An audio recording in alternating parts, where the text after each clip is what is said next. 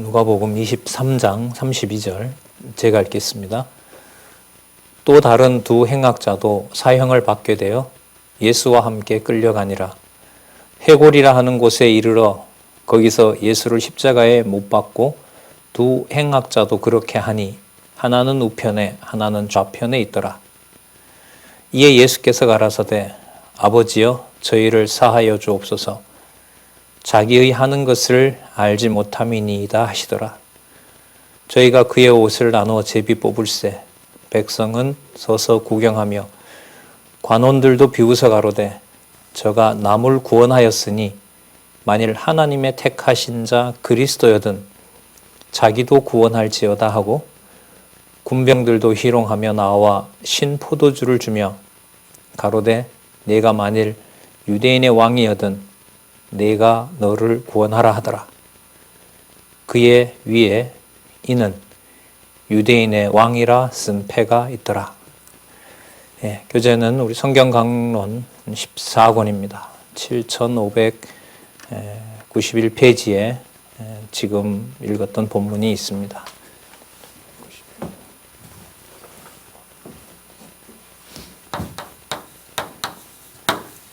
90페이지로 하겠습니다. 잠시 우리 전체 내용들을 한번 보면서 본문에 들어가서 살펴보도록 하겠습니다. 제가 지금 읽었던 본문이 이제 이 내용이죠. 예수께서 끌려가서 이제 순환을 당하시는 내용이 43절까지 나타납니다. 그 다음에 예수께서 죽으시고 무덤에 장사되십니다. 보시면 나오지만은 여기 주로 내용 중심으로 이렇게 흘러가고 있죠. 이럴 때 이제 신경을 좀 써야 됩니다. 왜 이런 일을 여기다 기록해 놨지? 여기에 있죠, 답이. 제사의 실제를 보여주려는 거죠. 제사의 실제에 의한 사역 이런 낱말은 없습니다. 이 본문에는. 그러면 이게 뭐냐면 의미가 되는 거죠. 자, 그러면 제사의 실제를 왜 보여주려고 하시느냐? 예수께서 대속의 제사를 사역하시기 위해서 이렇게 하신다는 겁니다. 대속에 의한 제사는 바로 대속 사역 가운데 들어있는 거죠. 이 주체가 바로 예수께서 이게 이제 중요한 거죠. 자, 그러면서 이거는 누가복음 전체의 주제에 해당하는 사역에 의해서 예수가 그리스도이심을 성취하시는 내용입니다. 자, 오늘 특히 강조를 하고 싶은 부분은 바로 이 사역 개념입니다. 이 사역은 여기 보시면 끌려가서 순환을 당하고 죽어서 무덤에 장사되는 일은 분명히 지상에서 일어나는 역사적 사건입니다. 그런데 이 사건을 우리가 따라가면 이제 확인하겠습니다만은 이 사역은 창세전 하나님의 존재와 연관이 됩니다. 이걸 지금 성경은 특히 누가복음에서는 일치시켜 나가는 거예요. 무슨 뜻이냐면 지상에서 예수께서 아버지의 아들로서 하신 사역인데 또 하나님 나라 사역을 이 땅에서 하셨는데 그 일이 바로 하늘에 속한 아버지의 일이 되는 겁니다. 그래서 이 사역 개념은 우리가 공부하는 그 도표 있죠. 여호와 언약과 성취 섭리도 제일 바깥 그림이 바로 영원적 언약 성취잖아요. 그야말로 이제 천국 하늘에 속한 그 차원이란 말입니다. 그 내용에서부터 그 차원에서부터 시작해서 역사적으로 실제로 일어나고 있는 이 사건이 일치가 되는 겁니다. 그렇기 때문에 이게 세상의 어떤 단순한 역사적 사건이 아니에요. 그런 의미에서 이 사역, 영어로 말하면 워크죠. 일이죠. 그 일을 누가복음에 있는 그런 사건하고 혼동하시면 안 돼요. 매우 중요한 부분입니다. 요한복음으로 가야 되는 이 부분이기 때문에 더 이제 민감한 거예요, 지금. 그 다음에 이 내용을 먼저 볼까요? 죽은 지 3일에 살아나시고요. 그 다음에 실체를 보이고 승천합니다. 이것도 내용 중심으로 흘러가고 있죠. 자, 여기도 보면 대속에 대한 완성이라고 하고 있어요. 이건 이제 분명히 확인을 해야 되는 거죠. 24장의 내용이 주로 부활하신 내용과 40일 동안 이 땅에 보여주시고 승천하신 내용인데 그게 왜 대속의 완성이냐. 이걸 풀려면 누가복음 적어도 22장에서부터 24장 전체의 내용의 흐름을 알고 있어야 이게 설명이 가능한 거예요.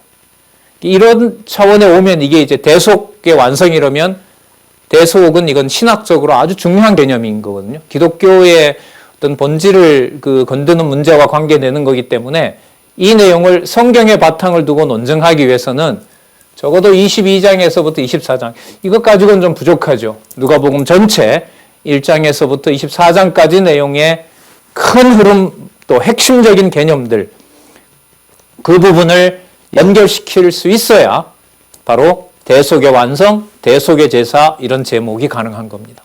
이걸 일단 확인하는 것이 우리가 성경신학 총서 그 다음에 성경신학이라고 하는 하나님이 해가시는 일로서 학문 바로 그 신학을 할 수 있는 바로 중요한 토대가 된다고 보시면 됩니다. 자, 그러면 어떻게 진행되는지 소개해드렸던 이 내용들을 중심으로 해서 한번 살펴보도록 그렇게 하겠습니다. 7591페이지 이 내용에 보시면 십자가에 못 박히며 옷을 나눠 가지게 하고 희롱을 당하는 내용이 나타납니다. 지난 시간 26절에서 31절을 간단하게 살펴보면 예수님께서 이제 잠시 십자가를 구레네 사람이 지는 구레네 사람 시몬이 질 때 예수님께서 잠시 이제 십자가가 이렇게 좀 몸에서 벗어났죠. 그럴 때 따라오는 여자들 보고 뭐라고 하냐면 따라온 여자들이 우니까요. 27절에 28절에 나왔죠. 예루살렘 딸들아 나를 위하여 울지 말고 너희를 위하여 울라 이렇게 얘기를 합니다. 왜냐하면 예루살렘의 그 성전이 이제 무너질 거란 말이죠. 그러니까 모형적인 여기 실체가 나오잖아요. 이 실체라는 개념이 나오니까요. 오늘 나가는 전체 흐름과 관련해서 말씀을 드리면 모형이라는 게 사라진다는 말은 예루살렘 성전이 끝이 나는 거예요. 거기에 드려지던 제사가 끝이 나는 겁니다. 그런데 그 제사를 주관하던 백성들마저도 다 쓸어버려요. 그 성전 제사가 성전 제사를 가지고 안 된다는 것을 보여주기 위해서. 그래서 처참한 일이 벌어진단 말이에요. 이방인에 의해서. 그야말로 어떻게 보면 모형적인 제사를 끝내는 마지막 제사와 같은 그 일에 엄청난 유대인에게 다가올 무시무시한 환란이 있단 말이에요.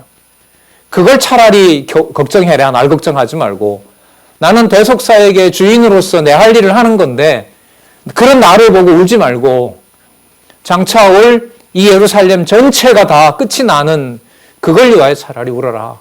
이 말도 여러분 무슨 내용을 이미 담고 있죠? 당신이 대속사역의 실체를 보여주는 분이라는 걸 담고 있는 거예요. 그래서 이 제목이 맞는 거예요. 대속사역에 의한 성취 내용이 맞는 거예요. 자, 그러면 23장 32절에서부터 38절 조금 전에 읽었던 내용을 한번 보도록 하겠습니다. 34절 다시 보겠습니다. 예수께서 가라사대 아버지여 저희를 사하여 주옵소서 자기의 하는 것을 알지 못함이니이다. 대속사역이죠. 그죠? 예.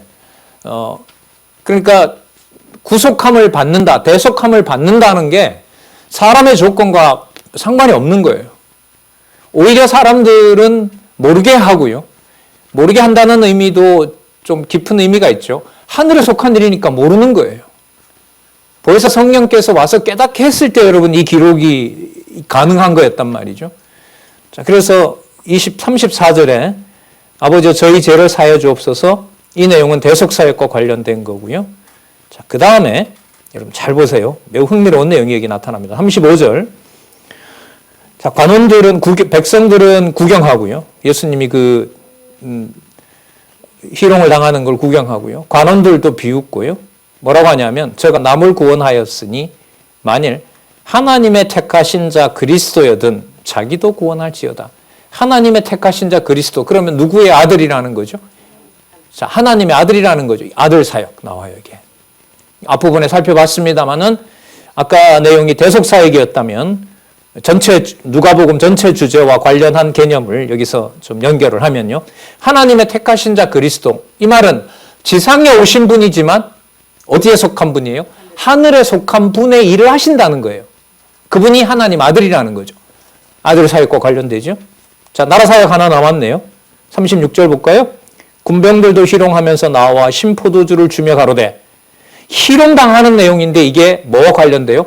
당신이 주관해 가시는 사역이 된다는 겁니다. 이건 너무너무 중요한 거죠.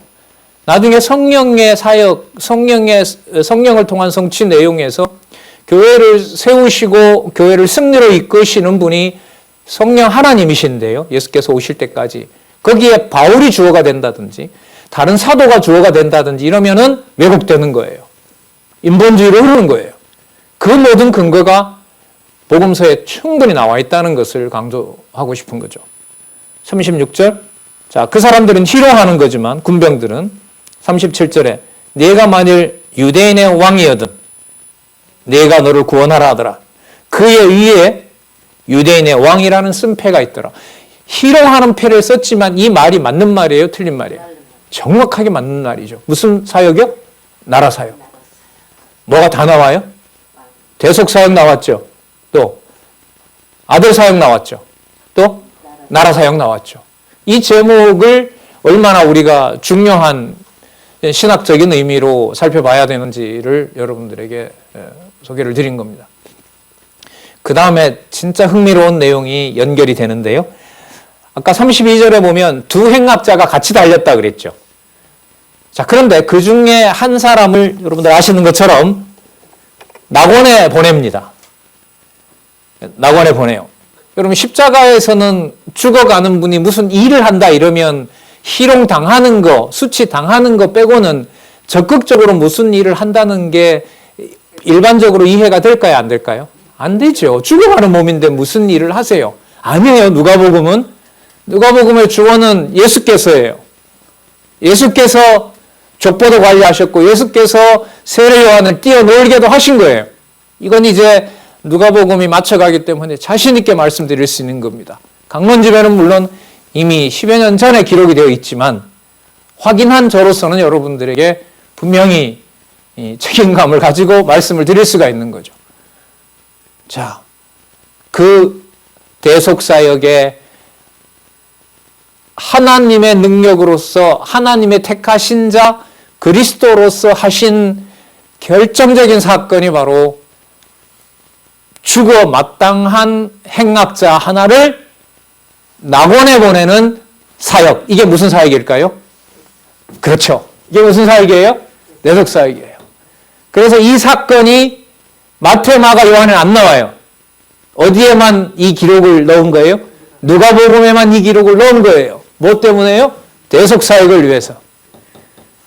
이건 여러분 신학계에서 이 공관복음 마태, 마가, 누가를 이 칼빈도 막 섞어버렸잖아요. 칼빈의 그 주석을 보면 시간 순서를 마가복음, 마태복음 이렇게 마가복음, 마태복음, 누가복음 순서로 막 성경 본문을 섞어버렸어요. 그걸 극복할 수 있는 결정적 대안 중에 하나가 여러분 누가복음에 나타난 강도 사건이 왜 23장에 나와야 되는지를 확증하는 아주 중요한 부분이 됩니다.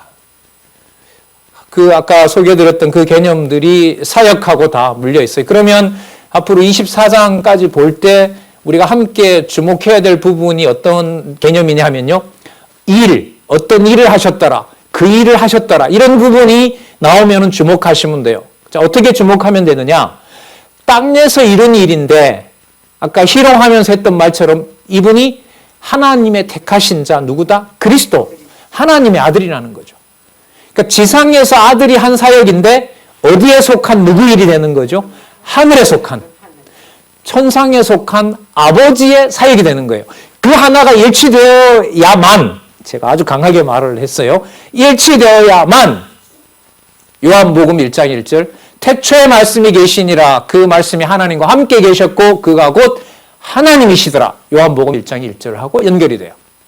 그래서 마태, 마가, 누가 순서가 그대로 이 순서대로 정리가 된 다음에라야 요한복음 1장 1절이 성립한다. 이게 성경 강론집에 페이지가 붙어 있어야 되는 이유라고 저는 생각을 합니다.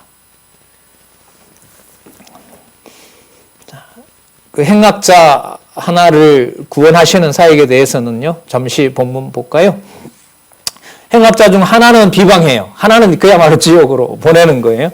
그런데 그걸 듣고 있던 또 한 사람이 뭐라고 하냐면 40절에 야, 네가 동일한 정죄를 받고서도 하나님을 두려워 아니하느냐? 갑자기 하나님의 이름이 나와요. 이걸 예수께서 사역을 하시는 거죠. 예수님께서 말을 떼기 전에 이미 예수께서는 이미 사역을 하고 계신 거예요. 행악자 하나가 누구를 두려워하지 않느냐라고 해요? 하나님을 두려워 아니하느냐. 여러분 여기서 무슨 강도 띄우려는 거 아닙니다. 성경 그렇게 보는 게 아니니까요. 사람 주어는 강조할수록 뒤로 물러나는 것이지 전면으로 늘어나면 안 되는 거니까요. 자, 어쨌든 개념은 하나님 개념이 여기 등장합니다. 그러면 앞부분에 나타났던 하나님의 택하신 자 그리스도라는 개념하고도 연관이 되겠죠. 하늘에 속한 하나님의 일을 아들이 하고 있는 일이니까요. 41절에 볼까요? 우리는 우리의 행한 일에 상당한 보응을 받았거든요. 일 나오잖아요. 그러니까 어떤 일을 할 자인 거예요? 마땅히 죽어야 될 자인데, 자, 그 다음 잘 보시기 바랍니다. 이 사람의 행한 것은 옳지 않는 것이 없느니라. 모든 것이 다 옳다. 행악자가 언제부터 이걸 봤는지 이건 뭐 별로 중요한 거 아니에요. 예. 이 죽어 마땅한 자의 입에서 이런 말이 나옵니다. 자, 그러면서 42절에 가로되 예수여 당신의 나라에 임하실 때에, 예수님의 나라라고 얘기하는데 아까는 뭐라고 했냐면 하나님을 두려워하지 않느냐라고 했죠. 그러면 누구의 나라와 누구의 나라가 일치하는 거죠? 예수님의 나라와, 예수님께서 말씀하시는 하나님의 나라와 그 나라의 소유권은 누구에게 있다? 하나님께, 하늘에 계신 아버지에게 있다라는 것이 여기서 하나가 되면서 대속사역이 완성이 되는 거예요. 그래서 십자가에 죽은 사건 이렇게 하시면 안 돼요. 그거는 진짜 내용에 불과한 거예요. 네.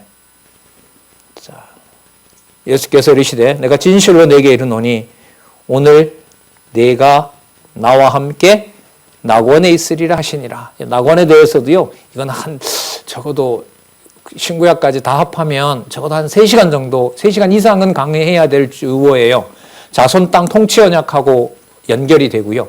하나만 말씀드리면 에덴 동산 할 때, 동산이라는 개념이 구약의 에덴 동산에 처음 나오잖아요. 그 동산의 헬라어 번역이 낙원입니다. 그럼 우리로서는 바로 감을 잡을 수 있죠. 아, 에덴 동산에서 주었던 아담에게 했던 실체적인 언약을 마지막 아담 예수 그리스도를 통하여 성취하는 개념이구나. 거기에 그 대속 사역을 누구라도 천국에 보내는 일을 하시는 거구나. 에덴 동산에 들어가게 하시는 거구나. 강도라도 이렇게 되는 거예요. 그 강도 정도는 못 보내고 조금 착한 일을 한 사람이 있는 사람만 대속을 하신다면은 그 대속 사역이라는 것이 능력이 많은 일이 아니잖아요.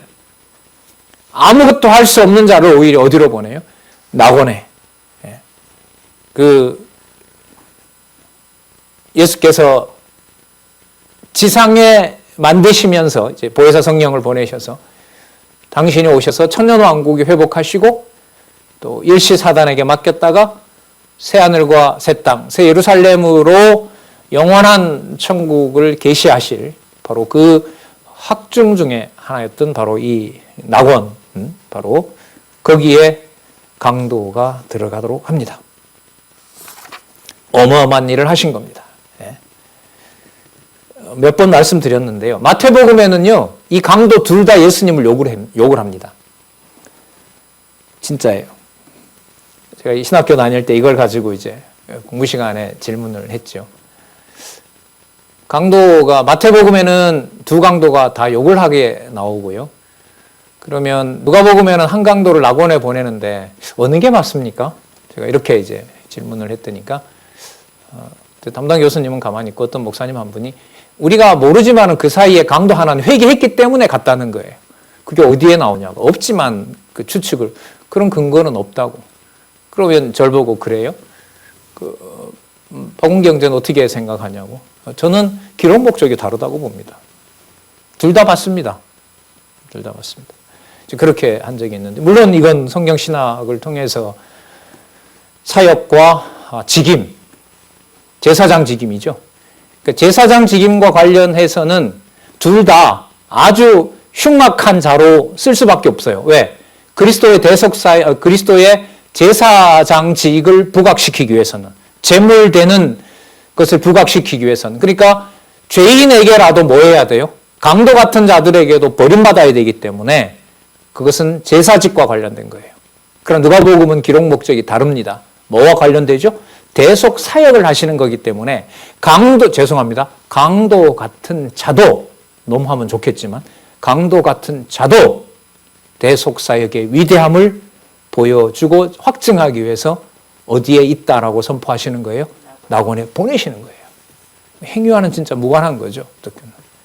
여러분 이걸 염두에 두시면서 자, 앞으로 23장 44절부터 24장까지 또 긴장을 늦추지 말고 한번 같이 보겠습니다. 23장 44절에서부터 56절까지 이제 죽어서 무덤에 장사되시는 내용이 나타납니다. 44절에 보면 제6시가 됐다는데 정오죠. 우리 시간으로 말하면 제9시까지 어둠이 임했다고 하니까요. 한 3시간 동안 달려 계신 거죠. 45절에 흥미로운 부분이 나옵니다. 성소 휘장이 찢어집니다. 왜요? 대속사역을 완성하셨으니까. 지성소고 뭐고 이제 끝난 거예요. 사실 70년에 망하지만은요. 그리스도의 이 대속사역의 완성으로 강도를 낙원에 보내는 이 대속사역을 하심으로 성전 제사 그림자는 다 끝난 거예요. 이미. 그러면서 46절에 아버지여 내 영혼을 아버지 손에 부탁하나이다. 왜요? 대속사역을 다 마치셨으니까. 하고 이 말씀을 하시고 운명하시니라. 47절 백부장은 그 지금 이 십자가 사건을 관리하던 바로 이 백부장이죠. 그 된 일을 보고 사역이죠. 그 된 일을 보고 하나님께 영광을 돌려 가로되 이 사람은 정령 의인이었도다. 누구 일과 누구 일이 분리가 안 돼요? 십자가에 죽어 가시면서 강도 하나를 낙원에 보내는 그 사건과 또 하나님께 영광을 돌리는 일하고 분리가 안 돼요. 그럼 예수께서 죽으시는 그 광경은 지금 이 본문에 의하면 하나님의 사역을 마친 거기 때문에 하나님에게 누가 되는 것이 아니라 하나님께 뭐가 되는 거죠? 하나님께 뭐가 돼요? 하나님께 영광이 되는 겁니다. 여기 영광 개념이 누가복음 어디에서 나왔죠? 우리 성탄절 때 많이 외웠던 2장 14절인가요? 지극히 높은 곳에서는 하나님께 영광이요. 땅에서 기뻐하심을 입은 사람들 중에 평화로다. 아주 그 대속사역을 알고 있으면 그 개념이 확 들어와요. 아니면은 크리스마스 때만 쓰는 성탄절 때 쓰는 그런 가치 없는 구절이 되기 때문에 오늘부로 싹 지우시고요. 누가복음 전체에서 보면 2장에 나왔던 것이 어디에서 성취되고 있다? 23장, 24장에서 성취되고 있다. 여러분 그래서요 앞으로 23장, 24장에 하나님이라는 용어가 나올 때 좀 관심을 가지셔야 돼요. 왜? 땅에서 예수께서 하신 사역인데 십자가에 죽으신 사건하고 부활 사건인데 그 본문에는 누구의 이름이 같이 거론이 돼요? 하늘에 계신 하나님의 일과 연결을 시킵니다. 그러면 지상에 일어난 일이지만 우리 언약과 성지 섭리도를 보시면요. 땅에서 일어난 십자가 사건이지만 큰 그림으로 보면 어디에 속한 일이에요? 창세전 영원한 일이 되는 거예요. 여러분 그게 교회예요. 성령께서 이루시는 일이 바로 이거예요. 그렇게 나름대로 공부했으면서 이 가치를 모르게 했던 거죠. 몰랐어요. 너무너무 몰랐어요. 가정교회의 그 비밀을 진짜 몰랐어요. 너무너무 몰랐어요. 예. 자. 그 나중에 이제 사도행전에서부터 또 한번 실체적인 신약교회의 의미가 나오면요. 그때 살펴보도록 하고요. 47절에 의인이었다라고 합니다. 그리고 48절에 그 일을 구경하려고 왔던 사람들도 가슴을 두드리며 돌아가고요. 49절에 예수가 아는 자들과 또 갈릴리로부터 따라온 여자들도 다 멀리 서서 뭘 보니라? 이 일을 보리니라. 아까 백부장은 그 된 일을 보고 하나님께 영광을 돌리고요. 갈릴리에서부터 따라온 여인들도 그 된 일을 봐요. 이 된 일이라는 게 십자가에 죽는 사건을 말할까요? 대속 사건을 말하는 걸까요? 대속 사역을 말하는 거예요. 사건을 바탕으로 여러분에게 의미의 중요성을 말씀을 드리는 겁니다. 자, 이제 장사되는 부분을 또 한번 볼게요. 어떤 개념이 나오는지 한번 잘 보시기 바랍니다. 1차는 사역과 관련된 거, 그리고 대속과 관련된 거, 그리고 하늘에 속한 하나님께 관련된 거. 다시요. 본문 연결에 연관되는 내용이 어떻게 연관되는 건지, 그리고 그것이 왜 사역인지, 그리고 대속사역인지, 그리고 어디에 속한? 하늘에 속한 사역인지. 땅에 속한 대속사역이 하늘에 속한 대속사역과 일치되는 것을 확인하는 것이 누가복음의 결론입니다. 요한복음으로 들어가는 문입니다. 50절, 공회의원으로 선하고 의로운 요셉이라는 사람이 있으니 저희의 결의와 행사에 같아하지 아니한 자라. 사람으로 높이면 안 되고요. 이게 전부 대속사역과 관련이 되는 겁니다. 예수께서 아까 돌아가시고 난 다음에 어떤 인물들이 등장해요? 백부장 등장하죠. 따라왔던 사람들이 등장하죠. 그 다음에 여기 보면 공회회원이니까요. 예수님을 죽이고자 했던 유대인 법정이 있잖아요. 유대인의 법정에 속한 바로 사내들인 공회회원이었는데 그 중에도 하나님이 의로운 자를 보관하고 계셨던 거죠. 보호하고 계셨던 거예요. 강도를 보호하듯이. 강도의 소굴인 줄 알았는데 거기에 대속사역에 함께할 자를 하나님이 준비하고 계셨던 거죠. 아리마대 사람이고요. 51절 끝에 보면 하나님의 나라를 기다리는 자로라. 여러분 지금 이 상황은 예수님이 십자가에 죽었고 그걸 이제 그 시체를 가져다가 자기 무덤에다 넣는 일인데 그렇게 사건이 전개돼야 돼요. 그런데 지금 여기서 보면 성경에 어떤 개념이 들어가 있어요? 하나님 나라를 기다리는 자더라. 이렇게 말을 하고 있어요. 그럼 지금 예수님께서 죽으셨다는 이게 초점이 아니고요. 이 모든 일들을 지금 누가 해나가고 있는 일이다? 예수께서 무슨 일? 하나님 나라 일을 해나가고 있는 일이에요. 그럼 죽으셨으면 일을 안 하시느냐? 아니요. 죽으셨으면서도 그분은 하나님의 아들이기 때문에 누구를 또 준비하고 있었던 거예요? 아리마대 사람 요셉을 준비하고 있었던 거예요. 뭘 준비하려고요? 장사를 준비하려고요. 왜요? 이분이 살아나실 분이고 이분이 부활하실 하나님의 택하신 그리스도이시라는 사실을 확증하는 일로 이 사람을 불렀던 거죠. 빌라도에게 가서 예수님의 시체를 달라고 합니다. 자, 그리고 세마포로 싸서 사람을 장사한 일이 없는 무덤에다 둡니다. 54절 보시기 바랍니다. 이 날은 예비일이요. 안식일이 거의 되었다. 이 예비일은 안식일 전날을 말합니다. 그러면 금요일이겠죠? 예수님 금요일 날 돌아가셨잖아요. 안식일을 다 준비한 거예요. 그리고 안식일 준비하려면 모든 일을 다 마쳐야 되죠.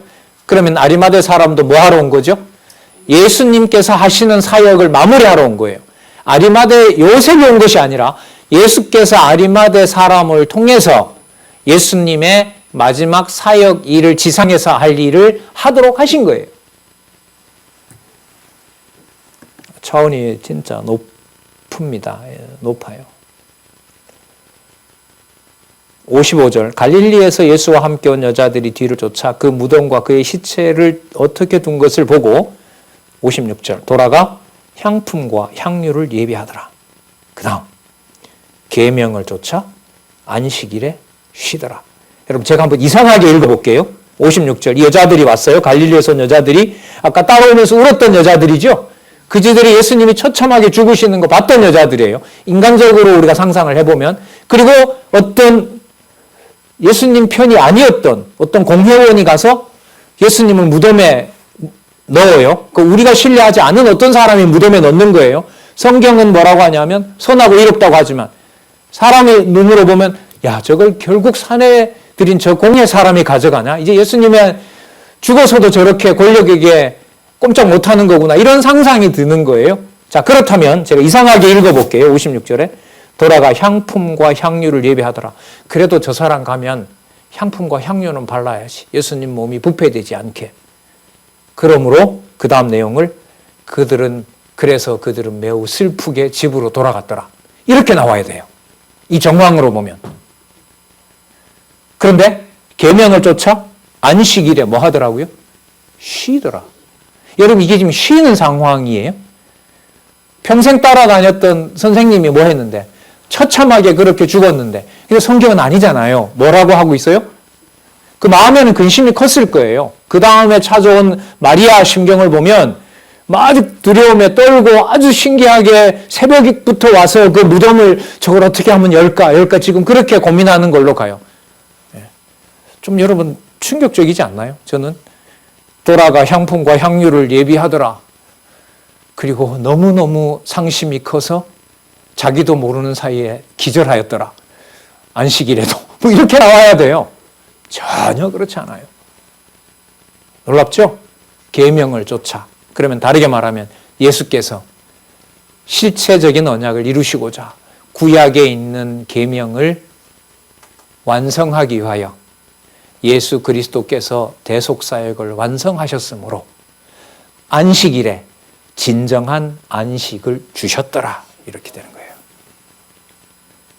그러면 땅에서 일어난 일인데 이 일은 누가 알 수 없는 일이죠. 세상에 속한 사람들이 알 수 없는 일이에요. 그러면 이 사역의 의미는 어떤 차원의 사건을 말하는 거죠?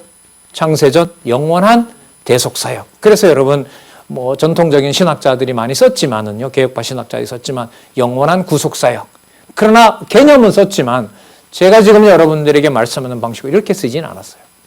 그 히브리서에다 온통 이렇게 초점을 맞추어서 설명을 하지 복음서에서 이렇게 전개하는 것을 아직 보지는 못했어요.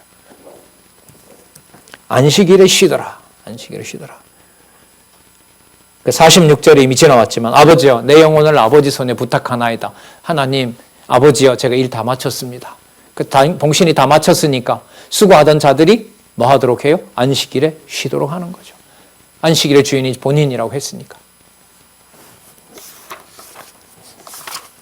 자, 대속의 완성에 의한 사역을 한번 볼까요? 자, 그러면 우린 여기서 이제 부활 사건과 승천 사건이 이제 남아 있는데요. 이 사건에서 그러면 앞으로 볼 내용이 죽으시는 사건이 바로 대속사역의 완성으로 강도도 낙원에 보내고 슬픔에 있는 자들이 더 이상 슬픔이 아니라 백부장은 하나님의 영광을 돌리게 하고 슬픔에 잠겨있는 여인들은 실체적인 안식을 주는 일이 벌어졌으므로 24장에 나오는 일을 인간적으로 이 세상에 있는 일로 연결을 하면 맞을까요? 안 맞을까요? 안 맞아요.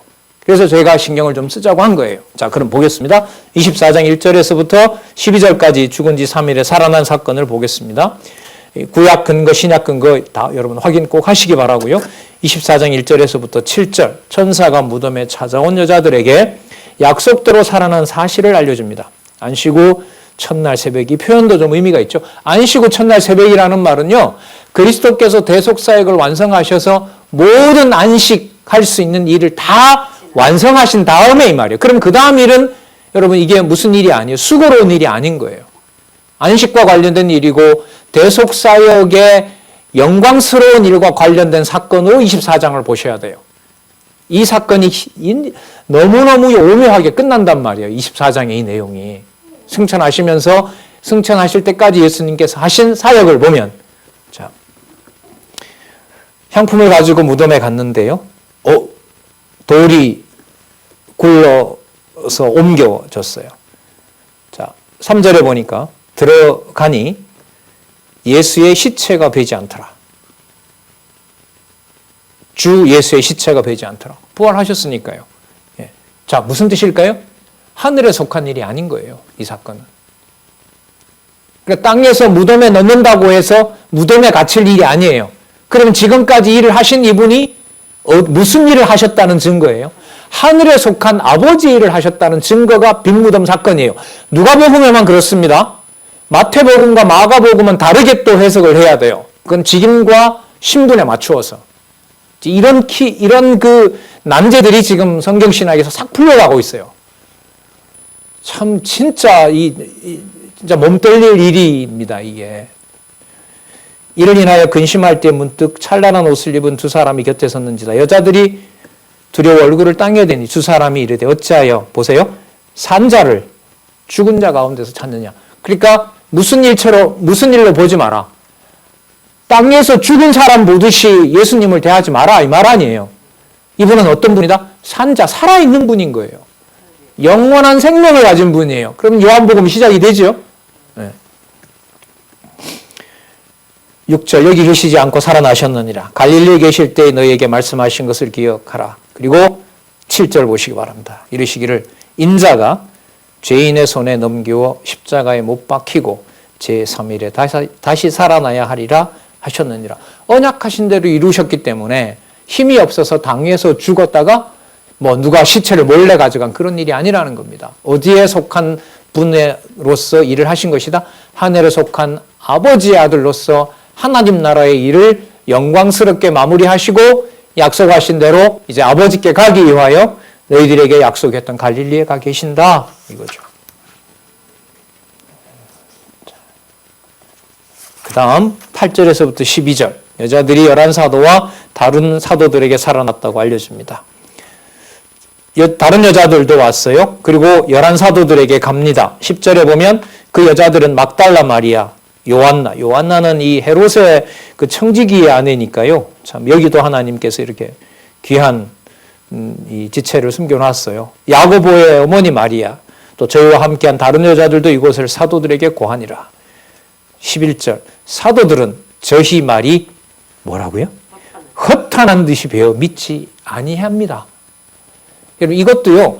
이 멍청한 사도들 이렇게 아니에요. 그런 방향으로 가는 게 아니라 무덤을 보고 놀라는 것처럼 이 일이 살아나신 이 사건을 분명하기 때문에 어디에 있는 일을 한 것이 아니다. 땅에 있는 일을 한 것이 아니라 하늘에 속한 일을 했다는 겁니다. 그러면 이 부분만 그럴까요? 누가복음 전체가 다 그럴까요? 그래서 사역의 의미를 뒷부분으로 갈수록 창세전 영원적 언약 성취와 연관이 된다는 말을 계속해서 말씀을 드렸던 겁니다. 그래서 우리에게 눈에 보이는 대로 사역, 언제 누가 어디서 어떻게 했다. 거기에 사람 주어를 놓을 수 없는 근거가 바로 그리스도의 사역의 아주 중요한 부분이라고 생각을 합니다. 자, 베드로가 먼저 갔는가 봐요. 달려가서 구부려서 들여다보니까 세마포만 보여요. 그 다음에 참 희한한 내용을 또 기록하고 있어요. 그된 일을 기히 여기며 예루살렘 성전으로 올라가서 예수의 부활을 전하다 이렇게 나와야 되거든요. 우리가 알고 있는 베드로로 보면 그런데 뭐라고요? 집으로 믿지 않았다는 얘기죠. 엄청난 이 사건을 아직 깨달음을 주지 않았으니까요. 보혜사 성령께서 오셔야 이 모든 어마어마한 일들이 이제 깨달아지게 되는 거잖아요. 그 다음, 자, 실체를 보이고 승천하시는 내용들 보시기 바랍니다. 자, 여러분, 여기서 확인하실 일은 예수님이 무슨 일 하나 보세요. 성경은 어떤 일을 했는지 기록하는 걸 보시기 바랍니다. 그리고 이 내용이 땅에 있는 분이 승천하심으로 해서 땅에는 없는 건지, 그렇게 말해도 되는 건지, 예수님은 지금 땅에 없다라고 말할 수 있는 건지, 아니요. 그렇게 말할 수 없어요. 그런 사실을 가슴에 품고 우리는 요한복음을 할 거예요. 24장 13절에서 27절 엠마오로 가는 두 사람과 동행해 살아난 실체를 보여줍니다. 예루살렘에서 한 6km 떨어진 곳이라고 합니다. 자, 15절 중간에 보면 15절 저희가 서로 이야기하며 문의할 때에 예수께서 가까이 이르러 저희와 동행하시니 아직 몰라요. 모릅니다. 예수님인지 몰라요. 그런데 예수님이 동행하면서 말은 해요. 그럼 이 사건도 마찬가지입니다. 땅에 있는 눈으로는 뭘 몰라요? 볼 수 없어요? 그렇죠. 부활하신 그리스도 하늘에 속한 사역을 알 수가 없어요. 반대로 말할게요. 예수님께서 보이지 않는다 하더라도 예수님께서 엠마오로 가는 두 제자들에게 말씀을 보이지 않았지만 가르쳐 준 것처럼 지금 그리스도께서 눈에 보이지 않는다고 해서 죽었거나 일하지 않는다고 말하면 될까요? 안 될까요? 절대로 안 됩니다. 교회의 머리 대신 주 예수 그리스도께서 살아계셔서 역사하시는 일이 바로 하나님의 교회에 승리하는 날까지 사역하시는 내용입니다. 사역하시는 역사입니다. 16절 저희 눈이 가리워져서 그인 줄 알아보지 못하거들 이렇게 나오죠. 이 사람들 비난하고 비판하는 데 목적이 있는 게 아닙니다. 하늘에 속한 사역이구나. 하늘에 속한 사역은 땅에 속한 눈으로 알 수 없는 것이다. 분명히 그리고 사역을 하고 계신다. 자, 예수님께서 무슨 얘기하냐고 물어요. 그랬더니까 슬픈 빛을 띠고 글로바, 우리 잘 아는 클레오파트라 뭐 이런 이름하고 비슷한 이름이에요. 18절에 글로바라는 사람이 얘기합니다. 당신이 예루살렘에 살면서 그일 거기서 된 일을 홀로 알지 못하냐. 일 나오죠? 이 일은 된 일이 아니라 예수께서 하신 일인 거죠. 자, 그일 거기서 된 일을 홀로 알지 못하느냐? 19절 가라사대 예수님 물어요. 무슨 일인데? 라고 물어요. 그래, 가로되 나사렛 예수의 일. 자, 여기요. 일도 나오죠? 나사렛 예수의 일이니 그는 하나님과 모든 백성 앞에서 말과 일에 능하신 선지자의 언을. 자, 이게 이제 답이 또 나오는 거예요. 선지자의 초점을 맞추시기 바랍니다. 대속사역 이후에 하신 일의 핵심은 말씀을 깨닫게 하시는 선지자 사역하고 연관이 돼요. 자, 하늘에 속한 일을 가르쳐 주셔야만 깨달을 수 있는 거죠. 20절에 대제사장들과 관원들이 사형 판결에다 넘겨주고 십자가에 못 박았다. 그분을 20절에 우리는 이 사람이 이스라엘을 구속할 자라고 바랐노라. 이뿐 아니라 이 일이 된 지가 사흘째요. 또한 우리 중에 어떤 여자들이 우리를 놀라게 하였으니 이는 저희가 새벽에 무덤에 갔다가 그의 시체를 보지 못하고 와서 그가 살으셨다 하는 천사들의 나타남을 보았다 함이니라. 천상에 속한 사역입니다. 지상에 속한 일을 완성하신 일인데 그 일은 곧 하늘에 속한 일이고 오늘 지금 보는 본문에서 근거해서 보면 사람의 눈으로는 그 말과 일을 알아들을 수가 없다. 그러므로 사역의 핵심은 천상에 속한 사역이다. 자, 그렇게 정리를 하고요. 24절. 우리와 함께 한 자 중에 두어 사람이 무덤에 가 과연 여자들이 말한 바와 같음을 보았으나 예수는 보지 못하였느니라. 가라사대. 아직까지 예수님이 누군지, 예수님을 몰라요, 이 사람들이. 미련하고 선지자의 말한 모든 것을 마음에 더디 믿는 자들이여. 그리스도가 이런 고난을 받고 자기의 영광에 들어가야 할 것이 아니냐 하시고 이에 모세와 및 모든 선지자의 글로 시작하여 모든 성경에 쓴 바 자기에 관한 것을 자세히 설명하니라. 자, 일 또 하시죠. 무슨 일 하세요? 성경 강론하시죠. 이게 바로 성령을 보내셔서 하실 일을 40일 동안에 보여주신 거예요. 그리고 그 일이 사도행전으로 바로 가는 것이 아니라 요한복음에서 확정을 합니다. 그 일이 땅에 속한 일이 아니라 어디에 속한 일이다? 하늘에 속한 하나님의 아들로서 하나님과 분리되지 않는 분이다. 그게 요한복음 1장 1절에 나오는 말씀이에요. 진짜 놀라운 연결입니다. 자, 28절에서부터 35절 두 사람이 살아난 시체를 확인한 후에 사도들에게 알려줍니다. 자, 아직까지도 몰라요, 이 사람들이. 자, 예수님은 다른 데 더 가려고 하니까 이 두 사람이 때가 저물었으니까 저희 집에 함께 가셔서 거기서 같이 거하셨으면 좋겠습니다. 30절 잘 보세요. 저희와 함께 음식 잡수실 때에 떡을 가지사 축사하시고 떼어 저희에게 주심에 이제 알아요. 저희 눈이 밝아져 그인 줄 알아보더니 그 다음 예수께서는 저희에게 보이지 아니하시는지라. 무슨 여러분 이게 동화 같은 얘기도 아니고요. 동화 아닙니다. 핵심은 뭐냐면 부활하신 그리스도를 알 수 있는 지혜는 그리스도가 대속사역을 완성하셨기 때문에 보여줄 수 있는 거고요. 그리고 세상에 속한 눈으로는 이 대속사역의 위대함, 하늘에 속한 이 사역을 알 수가 있다 없다? 없다. 그러나 하늘에 속한 자가 맞다면, 하나님의 백성이라면 그가 강도든 삭개오든 세리든 죄인이건 문둥병을 걸린 사람이건 이미 그 마음에 지금은 보혜사 성령께서 뭐 하고 계신다? 깨닫게 하고 계신다. 보여주고 계신다. 그러니까 우리의 드러난 말과 언행을 가지고 하나님의 교회와 성도를 판단을 함부로 할 수가 없죠. 큰일 납니다. 진짜 큰일 나요. 33절요. 자, 예수께서 보이지 아니하신데 32절. 좀 있으면 또 나타나세요. 저희가 서로 말하되 길에서 우리에게 말씀하시고 우리에게 성경을 풀어주실 때에 우리 속에서 마음이 뜨겁지 아니하더냐. 자, 그러면 승천 전에 하신 일이 무슨 일이에요? 성경을 강론하신 일입니다. 말씀을 깨닫게 하시는 일입니다. 이게 승천하시면서 하늘에서 하시는 일입니다. 보혜사 성령을 통해서 하시는 일이에요. 자, 그 시로 사람들이 예루살렘에 올라가 보니까 11사도들도 모여 있어요. 근데 도착하자마자 34절에 거기 모였던 사람들이 말합니다. 주께서 과연 살아나시고 시몬에게 나타나셨다 하는지라. 두 사람도 길에서 된 일과 예수께서 떡을 떼심으로 자기들에게 알려지신 것을 말하노라. 자, 부활이 증거가 됐습니다. 그 다음 살아난 실체를 보이고 만지게 하며 음식을 먹어 보여줍니다. 30절 또 나타나세요. 이 말을 할 때 예수께서 친히 그 가운데 서서 가라사대 너희에게 평강이 있을지어다 하시니. 여러분 누가복음 2장 14절에 나왔죠. 지극히 높은 곳에서는 하나님께 영광이요 땅에서는 기뻐하심을 입은 사람들 중에 평화로다. 여러분 이렇게 이제 서론과 결론이 일치하고 있습니다. 저희가 놀라고 무서워하여 그 보는 것을 영으로 생각하는지라.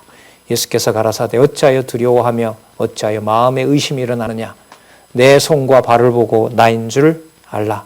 또 나를 만져보라. 영은 살과 뼈가 없으되 너는 너희 보는 바와 같이 나는 살과 뼈가 있다. 여러분, 그러니까 지상에 일어난 분명한 사건이지만 이 사건이 대속사역을 부활 사건을 통해서 보여주는 놀라움과 위대함은 어디에 있냐면 지상에 일어난 사건인데 그 사건은 그리스도가 하신 그 사역은 어디에 속한 사역이다? 하늘에 속한 사역이다. 하늘에 속한 사역이다. 그래서 누가복음의 이 사역 개념은 성경 누가복음의 바탕을 둔 해석을 반드시 필요로 합니다.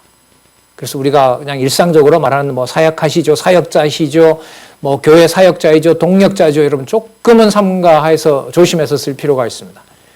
성경에서 빗나가지 않는 그런 개념으로 사용할 수 있기를 바라고요. 저도 좀 더 조심하고 싶은 마음이 생깁니다. 왜냐하면 성경의 본질을 왜곡할 수가 있으니까요. 참 조심스럽죠, 그런 면에서. 41절에도 표현이 참 놀랍죠. 저희가 너무 기쁨으로 오히려 믿지 못하고. 이게 무슨 뜻이에요? 너무 기쁘면 너무 믿어줘야 되잖아요. 너무 기쁨으로 오히려 믿지 못해요. 어디에 속한 일이 맞아요, 그러면? 하늘에 속한. 그럼 이 사건만 그럴까요? 누가복음 전체가 그럴까요? 누가복음 전체가 그렇고요. 이 사역의 관점에서 마태, 마가나 다른 요한복음을 보더라도 분명히 그 사건은 어디에 속한 일이다? 하늘에 속한 하나님 살아계신 증거, 천상에 속한 사건에 계시다. 이렇게 정리할 수가 있는 거예요. 그래서 이게 기독론이 예수님 사건으로 끝나는 게 아니라 누가복음에도 나왔잖아요. 그 아까 백부장 얘기를 살펴보면 알겠지. 이는 의인이고 누구에게 영광을 돌리더라? 하나님께 영광을 돌리더라. 그 사건의 일치가 되도록 이해해야 누가복음을 바르게 이해하는 겁니다. 제가 이 후반부로 올수록 제가 앞부분에 누가복음 1장에서부터 읽어오거든요.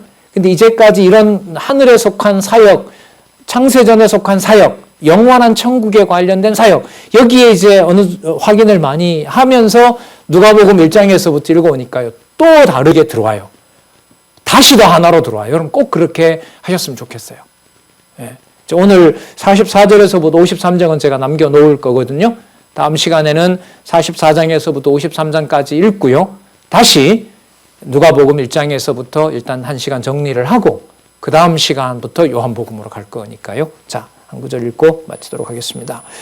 너무 기쁨으로 오히려 믿지 못하고 기히 여길 때 이르시되 여기 무슨 먹을 것이 있느냐 하시니 이에 구운 생선 한 토막을 들이매 받으사 그 앞에서 분명히 잡수셨어요. 그래서 가현설은 예수님이 육으로 오지 않았다고 하는 것은 반드시 이단입니다. 이단이에요. 영으로 뭐 이런 거 아니에요. 다 전부 이단들입니다. 자, 그러면 마지막에 어떤 일을 하시는지 여러분 44절에서부터 53절 다음 시간에 살펴보면서 저와 같이 여러분들도 누가복음 앞부분부터 사역과 관련해서 준비를 같이 하셨으면 좋겠습니다. 기도하겠습니다. 하나님 감사드립니다. 진리의 말씀 함께 할 수 있는 시간을 주셔서 감사드립니다. 같이 알고 주의 백성들이 함께 여호와를 찬양하며 주신 하나님의 교회, 가정교회에서부터 양육 은사교회까지 보이지는 않고 만날 수는 없지만 그곳에 하나님 살아계신 것을 증거하고 싶습니다. 성령께서 저희들을 돌보아 주시기를 간절히 소원합니다. 예수님의 이름으로 기도드렸습니다. 아멘.